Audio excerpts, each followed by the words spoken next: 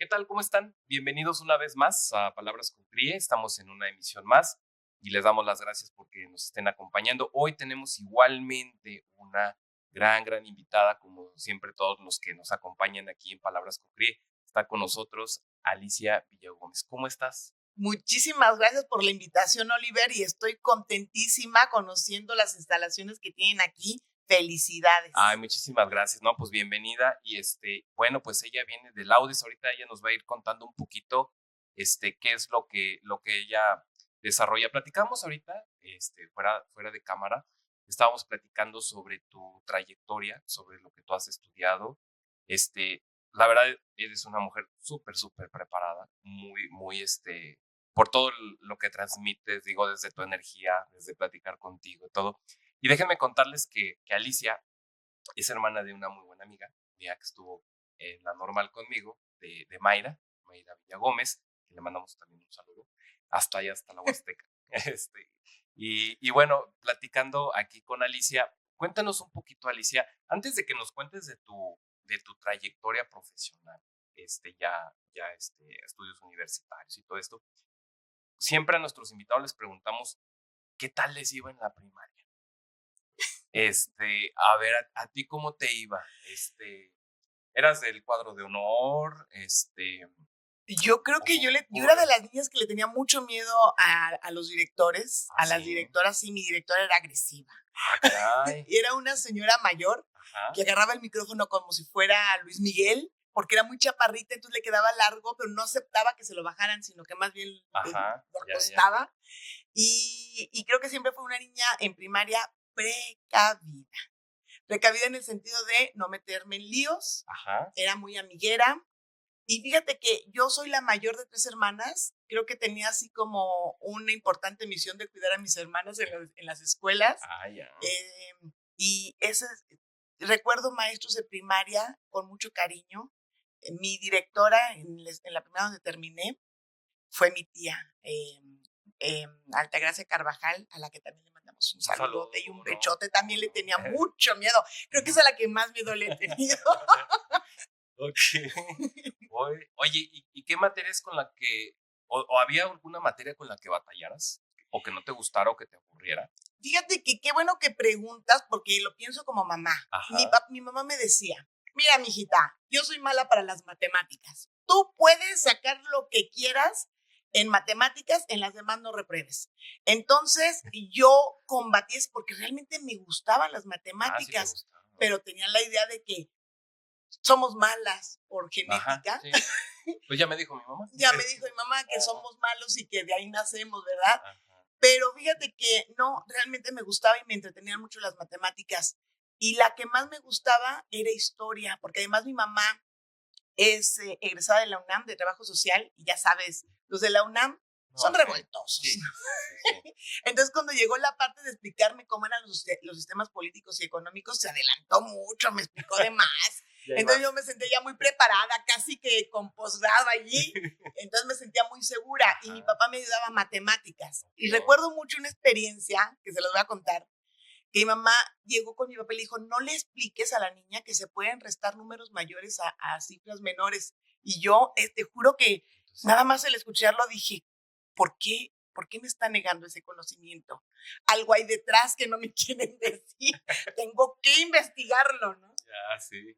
Mira, entonces, y esta parte que comentas que dices que, por ejemplo, que eras muy amiguera, ¿eras como la líder ahí del salón? ¿Tú eras la que organizaba ahí las...? Fíjate que yo creo que mi liderazgo de niña siempre fue un liderazgo familiar. Okay. O sea, jugábamos más bien y yo era la mamá. Entonces, pero no me gustaba participar en temas como de hacer liderazgos de grupo. Eso no. No, se me hacía demasiado compromiso, muchachos. Estoy muy chiquita. Estoy muy chiquita para eso. No, mamá sí, pero cada quien trae su lonche y ahí repartimos todos, ¿verdad? Más bien eran liderazgos como más carismáticos, como más de las ganas de hacer algo y participar juntos sin que yo tuviera un nombramiento. Okay. Pues. Oye, y entonces, Mayra sí, ¿eh? Mi hermana fue jefa de grupo en todo siempre. Jefa de grupo. Y la chiquita era señorita belleza en todo. Mira, cada quien tiene su estilo, ¿no? Sí. Oye, y por ejemplo, en esta parte que dices que estaba tu tía ahí, Ajá. ¿ella te acompañó, o sea, toda la primaria? No. Nosotros vivimos en Chetumal, Quintana Roo. Ajá. Decía mi mamá, es que siento que me caigo del mapa. Y me siento sola. O sea, mi mamá decía eso, pues porque, pues imagínate, gente del centro de México en un lugar tan diferente como es el Caribe. Realmente mi mamá lo decía así, nosotros no lo entendíamos, porque éramos mocosillas. Ajá. Entonces, yo nada más terminé aquí, vine como para terminar quinto y comenzar sexto. De primaria. Vine sin mis papás. De hecho, vivía en la casa de la directora. ¿Se imaginan qué terror? Sí, imagínate. Ay, no. Sí. Pero la verdad es que mi tía fue una maestra muy exigente. Yo me sentía con mucho compromiso con ella de salir bien. Pues me preocupaban mucho las matemáticas, ¿no? No va a haber cena. No, pues sí, no, ándale. Entonces, realmente yo creo que adquirí de mi tía mucho el ejemplo del trabajo, el ejemplo de la entrega, el ejemplo de la responsabilidad también. De mi tía, mi abuela fue maestra rural, Oliver, o sea, es otro cuento. El mayor proyecto en México fue la educación. Entonces, tengo el orgullo de decir que vengo de mujeres que iniciaron el proyecto y otra vez lo que te decía al inicio, yo creo que mi trabajo en donde esté es una misión de vida. Entonces, creo que eso lo he heredado de la vocación en la educación que ha tenido mi familia, por lo menos materna, ¿no? Oye, y después tu transición hacia la secundaria, ¿cómo fue? Porque siempre hay ese cambio, ¿no? Para ti, ¿cómo lo viviste? ¿Cómo te la pasaste? Híjole, no, la verdad no fue un mejor momento. Okay. No. Estaba muy en desacuerdo cómo estaba transformándome con esos granos y ya sabes, sí, ¿no? Sí, no. Y como que además siento yo que yo como hija mayor era como más aniñada que el resto de mis compañeros, pero además como yo crecí mucho tiempo sola y éramos 3 mujeres y en Chetumal, pues mi papá decía, pues es tu obligación ver también por tus hermanas. Creo que tenía como unas características muy, pues como las características que se le hace a la gente responsable, como de atención, como no tan femenina, en el sentido de, para encontrar galán en secundaria, chicas, bueno, no era de las niñas, así que, ¡ay! Está guapísima, no. Yo decía, pues no, también me gustaban los niños, pero pues yo más bien me veía como más aniñadilla, ¿me explico? Como aniñada, pero además como que era más machetona. O sea, así decían mis tías, ¿eres que eres muy machetona? Pues sí, porque yo tenía que solucionar, según yo y mi pensamiento en la infancia, tenía que solucionar muchas cosas en Chetumal con mis hermanas más chiquitas. ¿Y la secundaria también la hiciste aquí? Sí, ya, en San Luis Potosí todo. Sí, primer año fue difícil. Segundo y tercero, todavía me junto con mis compañeros de secundaria. Los quiero mucho, les mando un saludo. Estuve en la Antonio Díaz Soto y Gama, la de Fobiste, la número 7. Saludos a las 7. Es buena escuela, son buenos muchachos. Ok, y qué bueno, pues que todavía hoy sí se reconocen todavía. Yo si ya los vemos de la secundaria. Mira, ya no nos reconocemos muy bien. Pues que mira, a fuerza de vernos cada de vez en cuando al año, pues sí. No, sí. Acabo de ver una reunión de todas las generaciones de esa secundaria. Había gente que me sorprendía que, ay, tú estuviste en esa secundaria, sí. Ahí nos encontramos. Sí. Oye, y ahí en esa, ¿llevaste alguna especialidad? Ay, sí, es horrible. Ayer justo estábamos platicando de los talleres en secundaria. Ya hay así como robótica, temas de computadoras y yo dije, ay, qué sofisticado. Bueno, tienen hasta arquitectura en unos talleres que me estaban diciendo yo llevé mecanografía. Fue de esa generación. ¿Estás de acuerdo que ya no hay máquinas de escribir? No, pues ya. O sea, ¿en qué mundo se vive ahora? Ya el correctorcito ese que le ponías. Ya no. Mis hijos me dijeron, ¿qué es eso yo? La taquigrafía también ya en desuso. No, bueno, la taquigrafía era horrible. A mí Sí. esa parte era la que no me gustaba. Sí, era esos símbolos. A mí también me dolía. Y fíjate que me quedó un daño neuronal, yo creo que se convierte en físico. Yo estoy en la computadora y mis hijos me voltean a ver así como, ¿por qué le pegas tan fuerte a los teclados Pues es que La costumbre. se acuerdan cómo eran las máquinas y la fuerza que tenías que tener el dedo chiquito. Sí. No, bueno. Y la velocidad, porque también ya las generaciones se sorprenden con la velocidad que tiene uno. Sí. Yo no sé si está escribiendo bien, sí, pero sí, ese es. Entonces llevaste ese taller ahí de mecanografía en la secundaria. Y después pasas a prepa. ¿A cuál te fuiste? Ay, ¿qué crees? Que ahorita que venía para acá a la Silva Herzog. Un saludo a mis ex compañeros de la Silva. Sí, con muchos de ellos todavía también tengo buena relación. Ok. Y por ejemplo, tú ya desde cuándo ya te diste cuenta hacia dónde, qué querías estudiar? Ay, esa pregunta es horrible, Oliver, porque vas a pensar que no tenía voluntad en la infancia, pero con mamá era trabajadora social. Sí. Y yo era la mayor, como que siempre tuvo como para mí mucho poder lo que ella decía. No, digo, casi siempre. Pues sí, pero imagínate, o sea, mi mamá me dijo, tú tienes como características de comunicóloga desde que era chiquita. De hecho, yo de chirris, estuve en la televisión quintanarroense, nos fuimos a Belice y bueno, no sabes, me encantaba el tema de los medios. Pero cuando pasé la parte de la adolescencia, yo ya era como más penosilla para hablar, Oliver, aunque no lo crean, ustedes no lo van a creer, pero yo soy introvertida.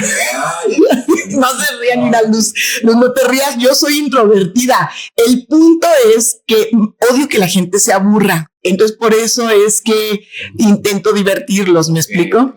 Pero desde muy chavita yo sabía que yo iba a comunicación, nunca tuve ni dudas, ni lo cuestioné. Sabía exactamente qué no iba a ser. O sea, yo sabía que no iba a ser contadora. Saludos a todos los contadores, los quiero con el alma y el corazón porque los admiro, pero es que a mí me tocó el tiempo de las hojas de cálculo, esas verdes cuadradas. Sí, como no, unas grandototas, ¿no? Sí, te daban una infinidad de números que tenías que poner y entonces yo los ponía y decía, ay, me faltó este y lo ponía al final. Y entonces llegaba a que me revisaran y me decían, no, ese no puede ir allí. Y yo, ¿cómo? Tienes que borrar todo lo que hiciste abajo y ponerlo en medio. Ahí fue donde dije, no. Pero entonces empezaste a estudiar contabilidad. No, porque acuérdate que en prepa yo llevaba contabilidad. Yo estuve en socio administrativo. Socio administrativo llevaste. Llevé socio. ¿Tú de qué prepa eres? Pues yo del CBT 131. Pero sí llevan. Sí, yo llevé el bachillerato en físico matemático. Ay, cálmate, Oliver. La especialidad de electrónica automotriz. Ándale, lo voy a entrevistar ahora yo. Un poquito ahí para que lo conozca. Pues ya sé dónde va el agua y el aceite. Bueno, siquiera. Sí. Oye, y entonces estudias ahí esta parte de contabilidad en el socio administrativo. Y dije, ¿te das cuenta esto no es lo mismo? No. Pero es que sí podía ser lo mío porque era muy buena y todavía lo soy.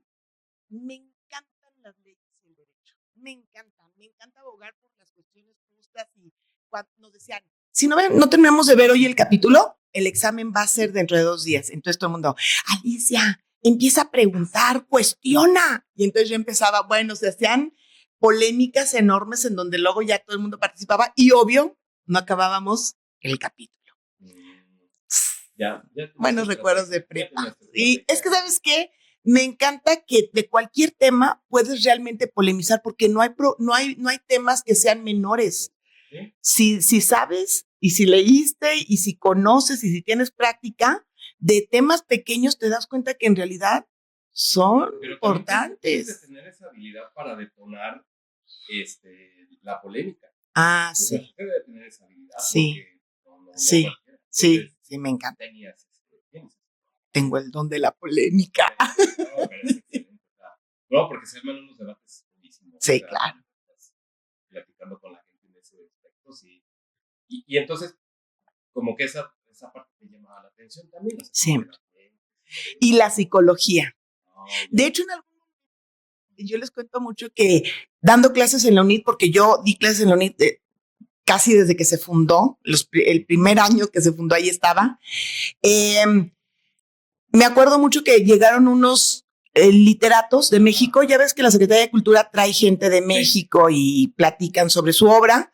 Nos contaron un cuento, bajamos a los alumnos, nos contaron un cuento y dijeron preguntas, y yo con mis alumnos volteándolos a ver pregunten a alguien, qué pena.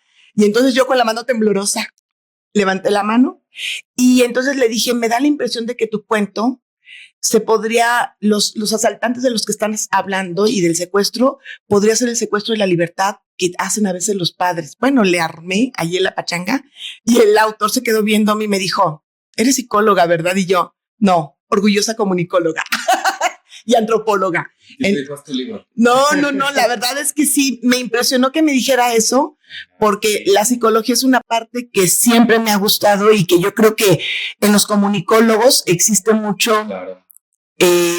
Un antropólogo, un psicólogo y un sociólogo dentro de nosotros. Y quizás en algunos, un mercadólogo. Yo pienso que sí. Sí. También. Y pues haces como el conjunto de todo, ¿no? O sea, armas con todo eso que vas adquiriendo, y vas formando y haciendo lo que quieres, porque tienes para armarlo de todo. Sí, claro. En cualquier área. Es un problema después. Me imagino. Por la especificidad. No para uno, pues para quien te contrata. Sí, exactamente. ¿A dónde te mando? Contraté una escucha de monerías. ¿Para dónde? Sí, ¿Para dónde vas? Sí. Pero ya en el trabajo, y esto es un mensaje que yo le quiero mandar a mis colegas, y yo sé que los que ya salieron hace mucho, lo saben, quienes están estudiando comunicación en cualquier universidad, tienen que entender que, y en cualquier universidad, que tú crees que lo que estás aprendiendo no es importante. Y cuando sales crees que todo el mundo sabe lo que tú sabes, hasta que te pones a trabajar y te das cuenta que no. Y que lo tienes aprendido, o sea, lo tienes dentro de ti, por eso es conocimiento. Por eso no es como si te compraras una camisa que se desgasta con el tiempo. Sí es un objeto material que has interiorizado, que es el conocimiento, y que no todos tienen, y que eso cuesta y eso se vende. Pero no dices, no, en lugar de desgastarse, se va renovando. Se va renovando, sí, y cada vez te va haciendo más grande. Exacto, decía el director de Ciencias Sociales y Humanidades, el ex coordinador, decía Miguel Aguilar, es que cada que terminas un grado, la licenciatura, una maestría, un doctorado, es como si te pones lentes. Yo no sé si ustedes que nos están teniendo problemas de la vista y no te das cuenta que tienes problemas de la vista, nada más ves como raro. Sí, dice. No alcanza a ver bien y dices, ay, qué feo se ve. Y cuando te prueban unos lentes, ay, pero si hasta descansas, me dices, ay, juela. Así se ve. ¿Quién limpió todo afuera? Esto es ver bien. Sí. Y en eso te dan el conocimiento. Sí. Ves cosas que antes veías borrosas y las puedes ir y puedes caminar con un objetivo hacia donde vas. Oye, ¿y qué materia dabas ahí? Ay, en UNID he dado muchísimas materias. La verdad es que yo le agradezco mucho a la universidad. Es una universidad que yo creo que tiene un objetivo bien claro: educar a los jóvenes y educar a sus docentes. O sea, yo agradezco, he dado desde comprensión lectora, di con Daniel de la Llera cuando era coordinador, que en paz descanse. Un día fui a la biblioteca y abrí un libro y vi cómo en los siglos esos donde las mujeres se vestían con vestidos así todos pegados y se ponían corset así y luego se ponían como unas pompis grandotas así en los vestidos, abajo de los vestidos, pues leí cómo eso causó daños en el equilibrio del cuerpo de las mujeres. O sea, entonces eso de que se desmayaran y que les faltara el aire, pues era por la ropa. Entonces fui con Daniel de la Llera y le dije, dame clases de historia del vestido. Y entonces ha sido una gran experiencia dar esa clase. Las mujeres, la mayoría eran alumnas, y de verdad yo decía, como que estoy pensando en dejarles una tarea. Al siguiente día llegaban todas con la tarea que yo había pensado dejarles. Impresionante, ¿no? Las mujeres tenemos una capacidad de querer aprender, pero además de querer ser responsables lo suficiente y de querer demostrar el lugar que merecemos en los lugares de trabajo y en los lugares de estudio, que me sorprende. He dado temas de muchos temas empresariales. Lo que más me gusta es trabajar en estadías. En las estadías los alumnos se van a las empresas, hacen proyectos de mejora continua de calidad y los coachamos en la universidad. Entonces a mí me encanta dar ideas para innovar. No es que no es seguimiento, porque das la idea para renovar y luego das el seguimiento para cómo lo vas a implementar. Me encanta. No, pues sí. Oye, y comunicación, entonces, estudias, ¿estuviste en medios también? Fíjate que no. Te digo que después de la secundaria dije, como que estar frente a una cámara me da miedo. Y ustedes se dan cuenta que yo no soy muy buena para las cámaras. Para los micrófonos. No, bueno, yo era muy nerviosa y yo creo que después de la secundaria y de cambiar de residencia, adquirí como mucha, como, no sé, como, pues en la adolescencia no, como que no me gustó tanto y busqué más bien el color gris.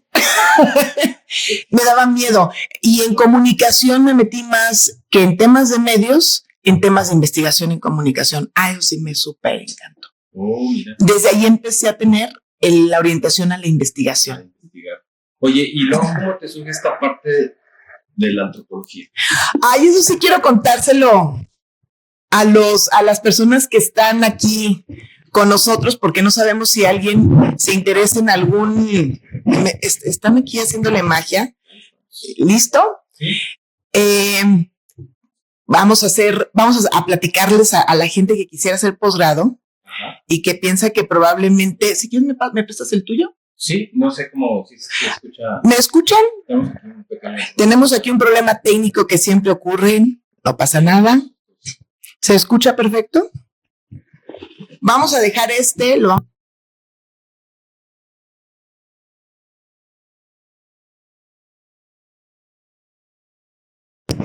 Antes de que yo hiciera el posgrado, o que siquiera lo soñara, mi esposo hizo el posgrado en comunicación. Entonces, cuando platicábamos así con sus compañeros del posgrado, yo me di cuenta que no es tan difícil. O sea, es divertido, es emocionante. Y luego llegamos otra vez a debates en donde yo decía, pues no estoy tan mal. Y ustedes están...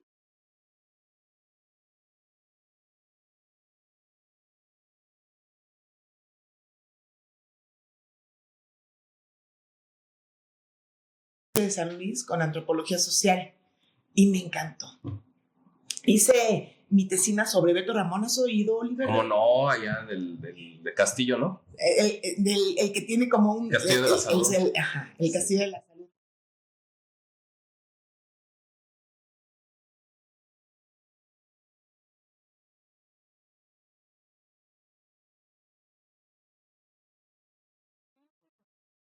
Beto Ramón. Y acuérdense, pueblo chico... infierno enorme. No, pues ya mejor ni preguntamos. Mira, terminó la tesis y me dijo mi papá, oye, hija, pues si no te vas a titular, por lo menos haz el libro. Caray. Porque estuvo fabuloso. O sea, Beto Ramón es un ícono dentro de Asla de Terrazas y en general yo diría que de San Luis. Sí, no, pues es que es conocido hasta internacionalmente. O sea, internacionalmente todo. O sea, y muchas veces desconocemos y solamente nos vamos por la parte del castillo. Sí. O sea, y aquí atendía Beto Ramón y ya. Pero Beto Ramón, quiero decirles a quien nos está escuchando, la gente joven no lo conoce, ¿eh? Beto Ramón era un indígena náhuatl en Asla de Terrazas y en San Luis tenemos quizás que erradicar el clasismo. Claro. Sí, como discriminación principal. Y en la Huasteca tenemos que erradicar el racismo. Y es obvio que en la Huasteca sean racistas. ¿Por qué? Porque no piensan en clases, sino piensan en raza. ¿Por qué? Porque tienen 3 etnias. Sí. Una en zona media, pero bueno, va acercándose a la Huasteca. Y entonces tú ves la diferencia y en la diferencia discriminas. Entonces imagínense, ahorita no es como antes, pero antes un indígena era equiparado como a un niño, un indígena adulto, como el pensamiento de un niño. Por eso el cuitolito es niño. Okay. Le dicen cuitolitos. Cuitolitos. Es una forma de decir indígena. Bueno, hay toda una historia. ¿Cómo le hizo un indígena para hacer la cantidad de dinero que Beto Ramón hizo a través de sus consultas médicas, botánicas? Hice toda la historia, porque él empezó como curandero. Entonces recuperé toda la historia y luego cómo un hombre con esas características logra ser presidente municipal de Axtla de Terrazas. Y entonces hice un recorrido por la política y cómo se gestó. Y sus vínculos que tiene, ¿no? Porque, bueno, yo cuando visité el castillo tiene fotos con los que eran presidentes en esa época.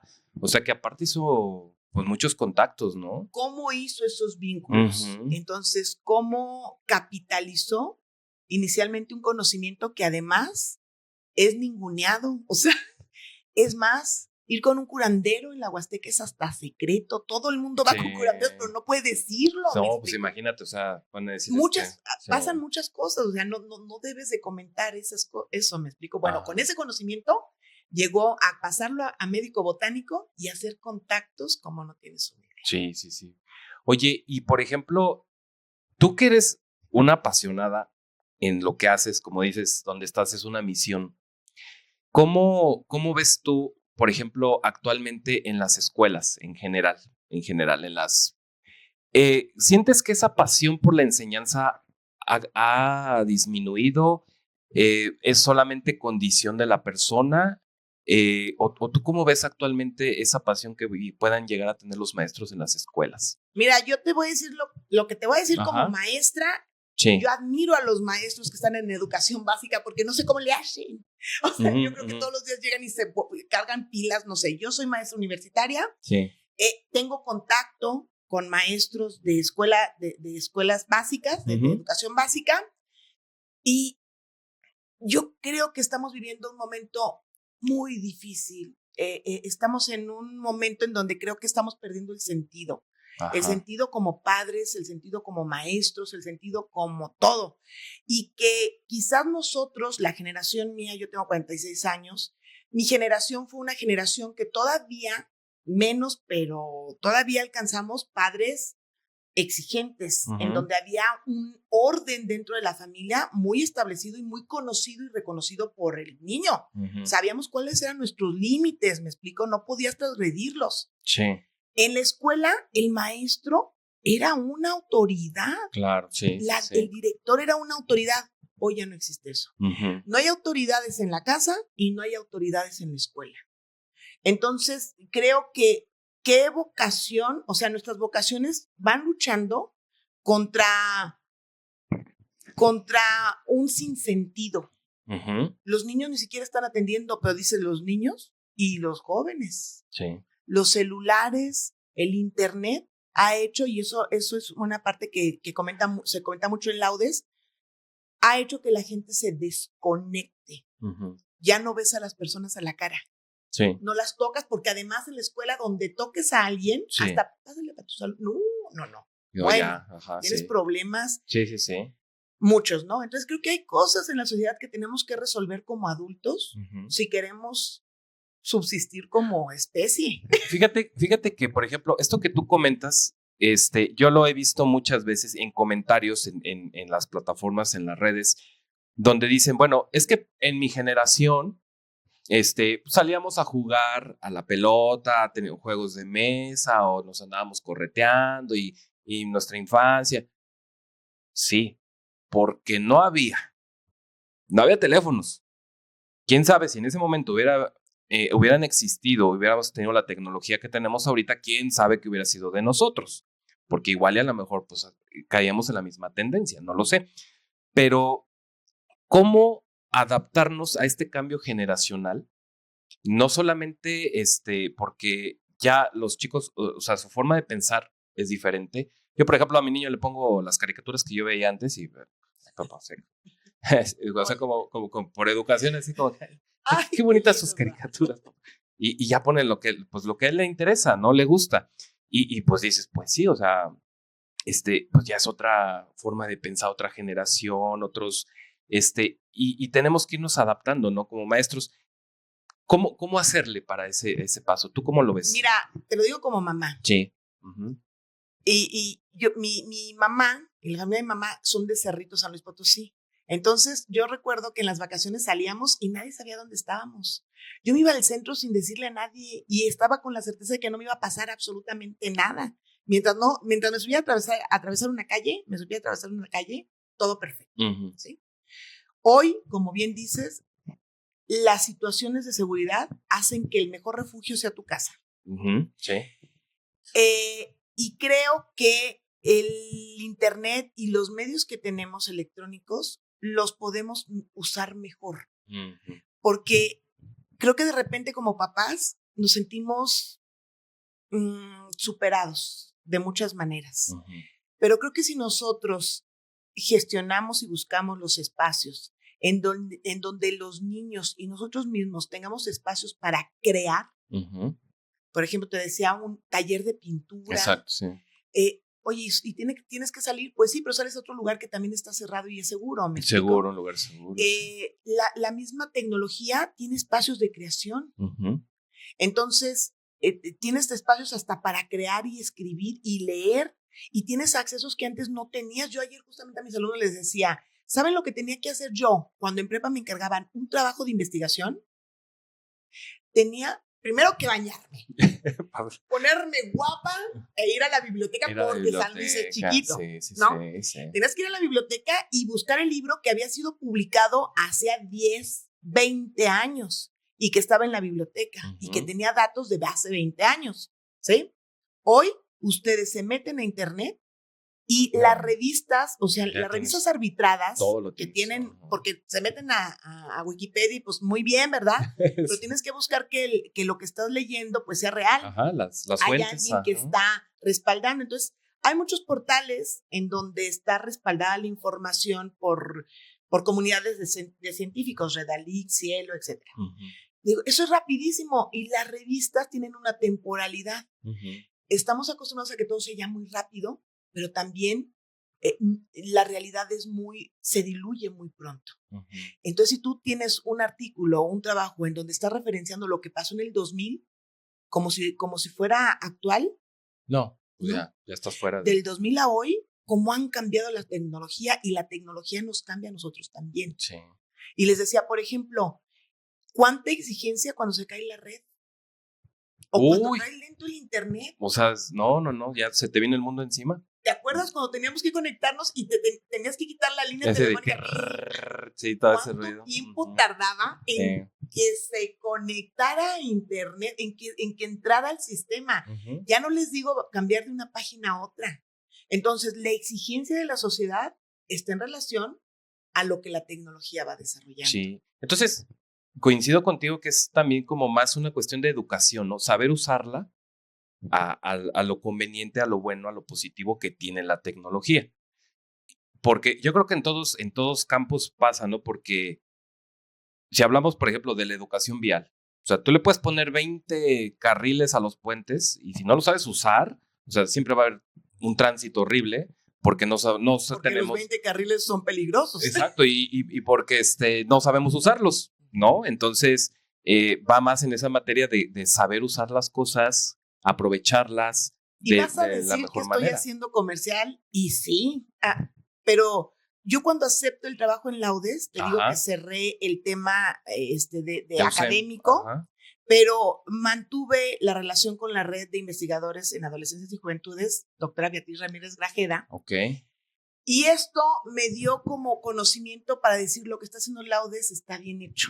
Entonces, así como nosotros le damos mantenimiento a las cosas que tenemos y desechamos a la tecnología que ya no necesitamos porque no la podemos tener allí y la desechamos de cierta manera, por favor, cuidado donde tiran sus objetos tecnológicos porque hay mucha basura tecnológica altamente contaminante. Entonces ustedes se preguntan, ¿por qué hay tanto cáncer?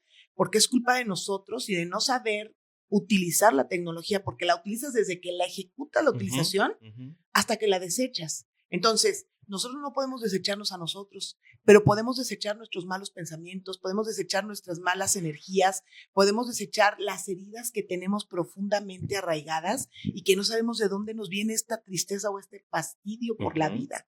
Entonces, yo creo que espacios de terapia, la UDES da algo que me encanta, terapia grupal, porque todos conocemos la terapia individual. Sí. Y hace poquito teníamos reunión, los amigos que hicimos el proceso de transformación de vida en Laudes, que no son de Laudes, es gente de fuera, y decíamos, ¿por qué entraste al proceso de transformación? Y dijeron, porque ya había ido a terapia y no había funcionado. ¿Y sabes qué es lo que funciona en la terapia grupal? Que somos seres sociales. Ok. Y que muchas veces lo que está roto en nosotros es la familia, y la familia es tu cueva. Entonces, si la familia no está bien, tú no estás bien. Pero para que la familia vuelva a estar bien, alguien tiene que romper el círculo vicioso y decir, no estamos bien. Entonces, ¿qué hace Laudes? Hace familias funcionales con los usuarios de sus productos. Okay. Entonces, tú sabes que la terapia siempre debe ser una constante en Laudes o en otro lugar del ser humano. Sí, como parte de la canasta básica, diría yo. Es como un reinicio. Ahora que tenemos computadoras, es como reiniciar el sistema. Tenemos que sacar lo que nos está causando daño. Y te voy a decir una cosa, nunca como hoy el ser humano ha estado tan perdido. Nunca. ¿Y por qué estamos tan perdidos, Alicia? Porque antes las cosas y nuestras certezas eran más, se mantenían en el tiempo. Hoy nuestras certezas se diluyen. Como castillos de naipes en el cielo. Sí. ¡Ay, qué bonita! Apúntenme esa, está bonita. Oye, no, sí. Ahorita que ya empezaste a tocar el tema, cuéntanos un poquito, ¿qué es Laudes? ¿Qué es Laudes? Para los que nos ven, nos escuchan en el podcast, a lo mejor a mí me pasó yo así como de, Laudes, y ya cuando empiezas a investigar, empiezas a ver todo lo que hacen, que es bastante interesante, pero ahorita Alicia nos va a contar un poquito. Y lo que falta. Y, fíjate. Ajá. Mira, Laudes es un proyecto muy bonito que inicia como un proyecto de asociación civil para combatir las violencias en niños violentados en cuestiones sexuales. Esto les lleva a pensar, un saludo a Carlos Cuellar, que es el fundador y principal cabeza acá en Laudes, y a Marisa Reyes. Esto les lleva a pensar dónde está el problema. Y entonces dicen, para poder solucionar, tenemos que atacar el problema de raíz. ¿Cuál es? La educación. Y entonces generan un producto que se llama Materia Laudes. Cuando a mí me hablan de Laudes, yo las había escuchado porque mis hijos llevaron ese libro. Entonces yo me acordaba que yo había visto a Laudes. Y la intención es que el niño sepa gestionar sus emociones. Y entonces los papás vamos a decir, a mí me encantó que llevaran eso en la escuela, porque los papás decimos, ¿cómo tratamos que el niño entienda que ahorita no puedo atenderlo? ¿O cómo puedo hacer que el niño entienda que no puede llorar así, ponerse así, por algo que no podemos solucionar en este momento? ¿Cómo hago que el niño entienda que estamos en un problema que ahorita pasa mucho en muchos lugares, de inseguridad, y tenemos que estar encerrados ahorita? Exacto. No pueden ir a la escuela. Hay lugares en donde no pueden ir a la escuela por temas de inseguridad en municipios. Entonces, ¿cómo se llama esto? Gestión de las emociones. Y tú dices, lo debería de ver un adulto. No, se tiene que atender desde la infancia. Cuando decimos, tenemos que erradicar el clasismo, ¿dónde crees que hay más clasismo? Y se reproduce en las escuelas, en los colegios. Los papás les dicen con quién juntarse y con quién no a los hijos.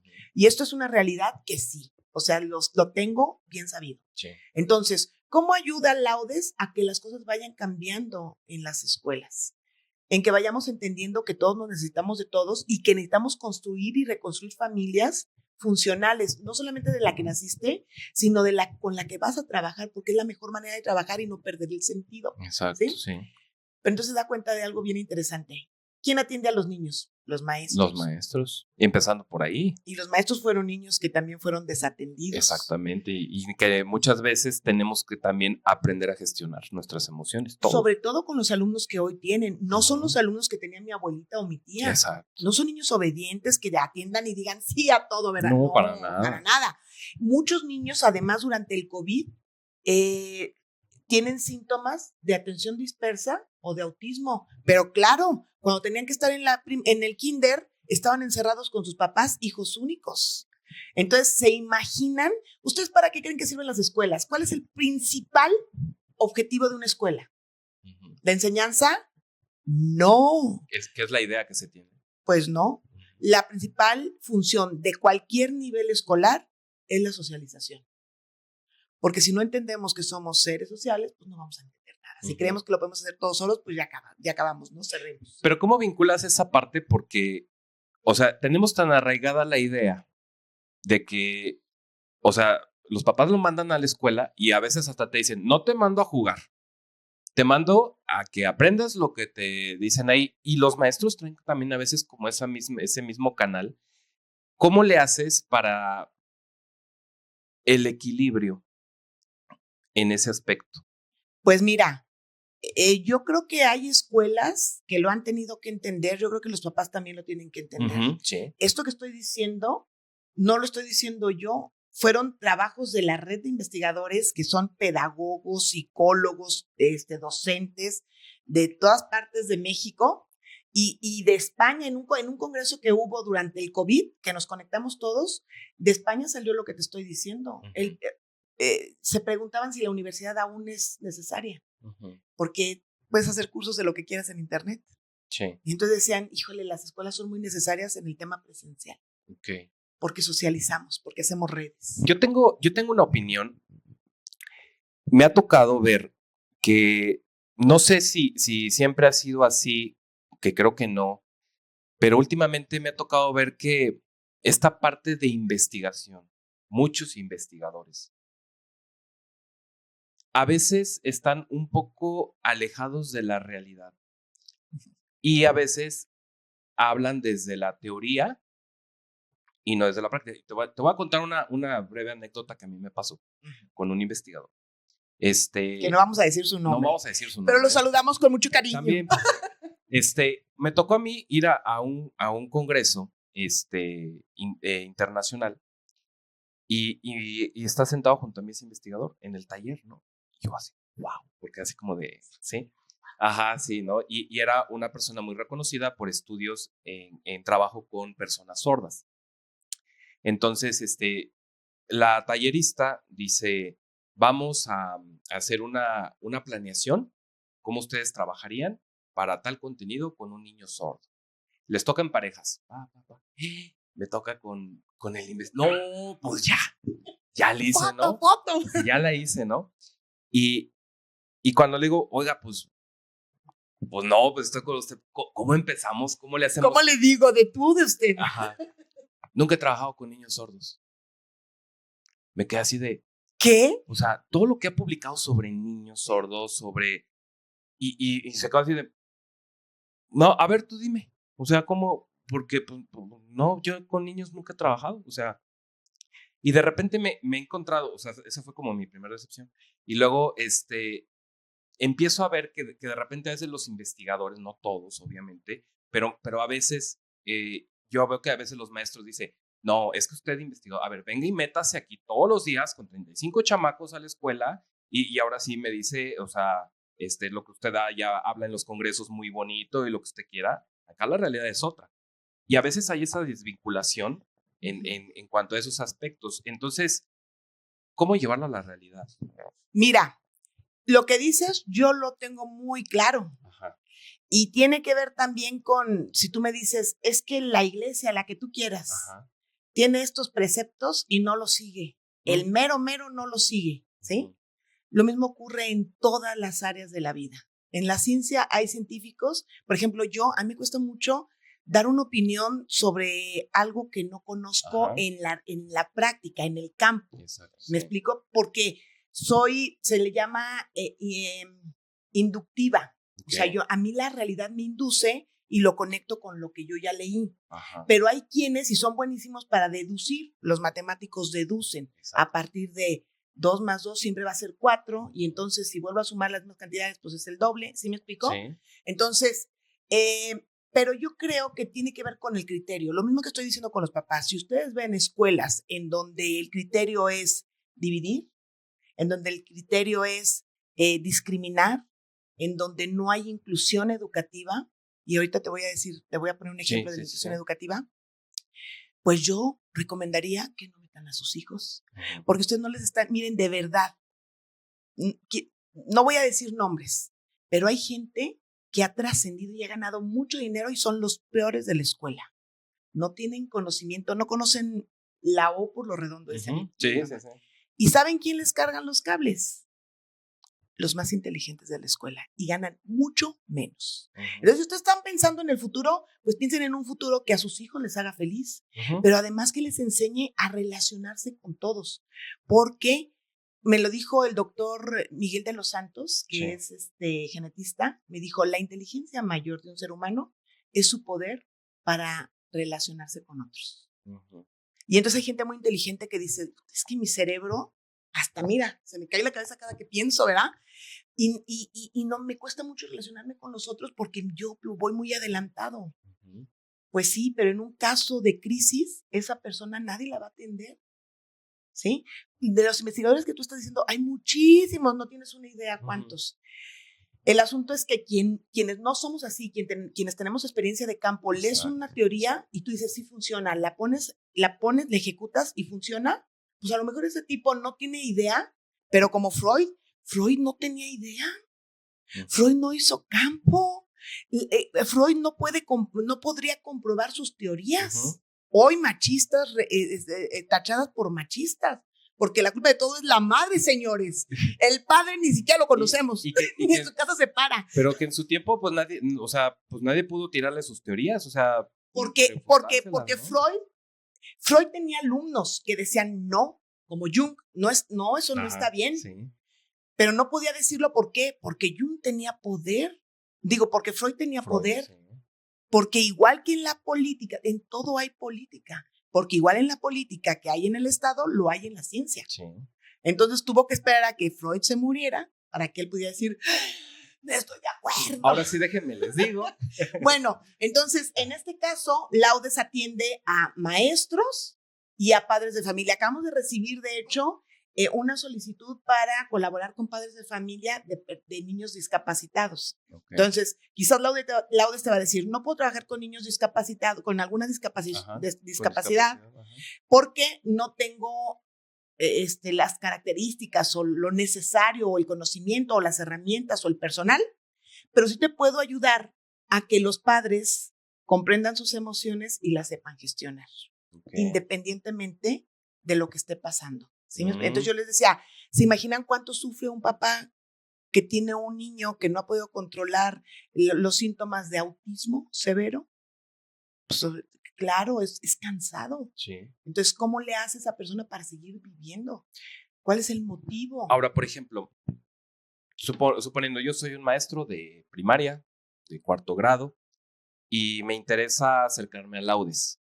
¿Cuál es el camino que tengo que hacer como docente? ¿O tienen que ser los papás? ¿O la escuela cómo se puede acercar con ustedes? Bueno, es que ahí tendríamos que pensar quién es el que toma la decisión. Ajá. Por ejemplo, ahorita un saludo al maestro Víctor Martínez, el director del Andes, que, bueno, te decía, se hace la materia, sí, pero después se hace el programa de bienestar en el trabajo. Se hace el Hospital de las Emociones para atender a adultos. Ajá. Que no son maestros, pero sí son padres, pero no están en los colegios, por el COVID, o sea, por problemas que empezaron a ver durante el COVID en la gente adulta. Miedo a perder el trabajo, miedo a perder a los hijos, ya no los puedo controlar y ya no quiero que esté nadie más en mi casa. O sea, todo eso lo empezaron a trabajar y se hizo el Hospital de las Emociones. Y de la gente que fue a estos procesos que se llaman transformación de vida, que se los recomiendo, gente dijo, oye, esto serviría muy bien en mis empresas o con la gerencia. Gente que tomaba decisiones empezó a invitar a Laudes para que fuera a las empresas. Y entonces nace el programa de bienestar en el trabajo. Okay. Y ahí es donde decía, el maestro Víctor Martínez, director del Andes, lo visito porque fue mi alumno, le mando un saludo porque fue un gran alumno. Ya grande tampoco, no crean que, no, somos de la misma edad. Okay. Bueno, vamos con él, le platicamos del programa de bienestar en el trabajo y él mismo nos dice, oye, me encantaría pues que mi personal pudiera tener este beneficio para que también sepan atender y estén tranquilos pues con sus familias, pero también con los alumnos, ¿me explico? Sí. O sea, que todos necesitamos ese apapacho emocional. Claro. De comprendernos a nosotros, de hacer conscientes lo que vivimos y bueno, vamos a tener con ellos también el Centro de Justicia para Mujeres el fin de año.